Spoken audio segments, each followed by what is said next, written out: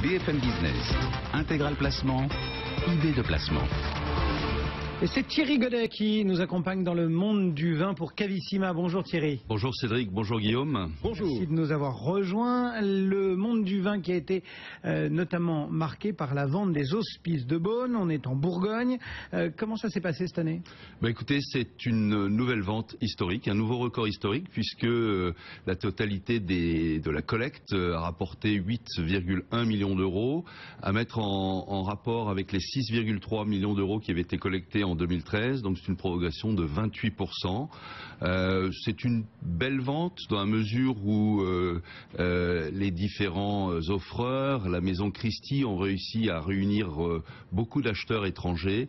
Voilà encore quelque chose d'intéressant pour la région Bourgogne. Et quel est l'intérêt de cet événement dans le monde du vin ? Parce que on ne vend pas tout le vin de Bourgogne aux Hospices de Beaune. Ça donne le là ?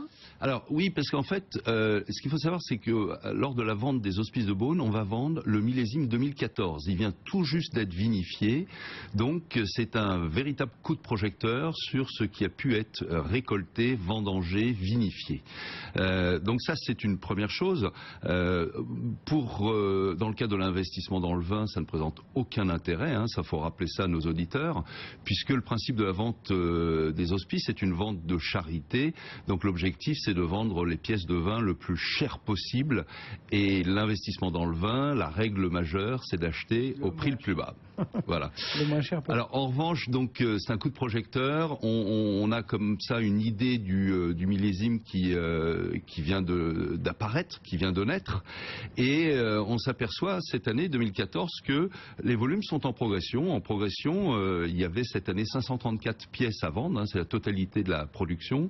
Une pièce, c'est 228 litres, contre l'an dernier 443 pièces, donc c'est une progression de 20% en volume. Alors on a eu effectivement une belle récolte en Bourgogne. Pourtant il y avait eu des événements pas très rigolos quand même. Non, il y a eu une grêle le 28 juin dernier qui a été catastrophique, qui a touché le secteur de Pommard, Volnay, Meursault et Beaune bien sûr.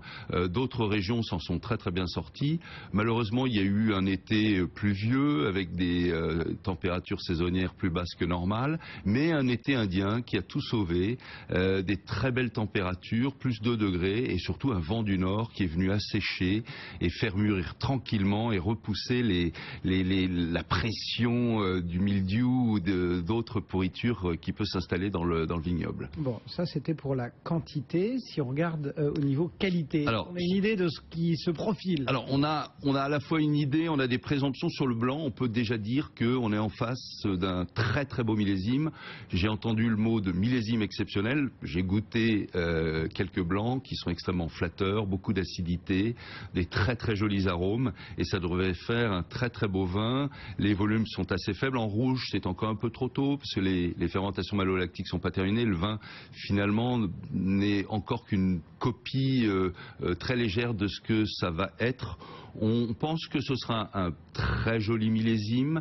En tout cas, en Côte de Nuit, on aura quelque chose de tout à fait intéressant, puisque là, on n'a pas été touché par la grêle. Alors, vous nous avez bien mis en garde sur le côté exceptionnel de la vente de charité des Hospices de Beaune. Malgré tout, niveau prix, qu'est-ce qu'on peut dire de ce qui s'est passé ? Alors, là aussi, on a une bonne nouvelle, parce que les prix n'ont progressé en moyenne que de 5,5%.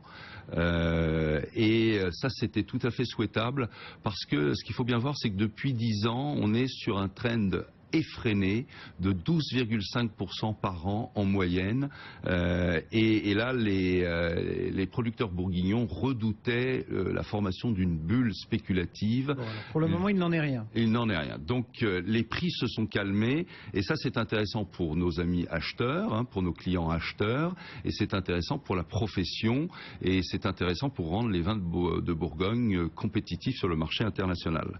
Donc dans le détail, si on regarde dans le détail, on a là, les premiers crus et puis les appellations villages sont restés stables en prix, donc c'est excellent.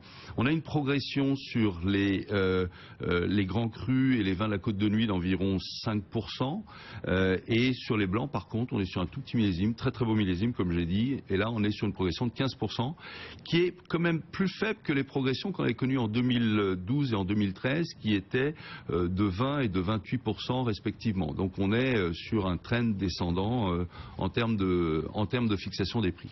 Alors, on sort un petit peu de cette vente des hospices pour rester quand même en Bourgogne et que vous nous proposiez quelques coups de cœur dans le domaine de l'investissement. Oui, tout à fait. Donc, la maison Faivelet vient de lancer ses primeurs 2013. Ce sont les premiers d'ailleurs. Rappelons que le millésime 2013 est un tout petit millésime en volume. Hein, et là, on est sur une très très belle qualité aussi.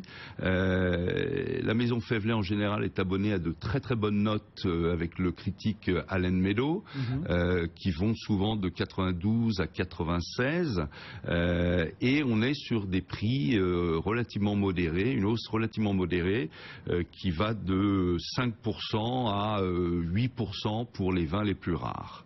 Donc moi j'ai sélectionné le Clos du Corton, un Clos du Corton qui lui se vend cette année à 126 €.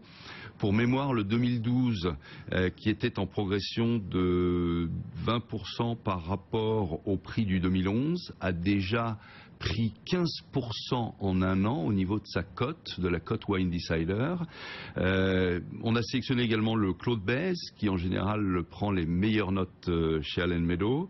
Lui a progressé de 22% en un an sur le millésime 2012. Il est en vente cette année à 210 €. Et puis la Combe d'Orvaux, pour ceux qui souhaitent acheter sur des premiers grands crus, sur des premiers crus, il a connu une progression de 10% sur le millésime 2012 et il est en vente à 102 € cette année. Eh bien voilà quelques idées pour flâner en Bourgogne et réaliser quelques investissements qui peuvent s'avérer favorables. Des conseils signés Thierry Godet pour Cavissima. Merci beaucoup. Merci. Thierry.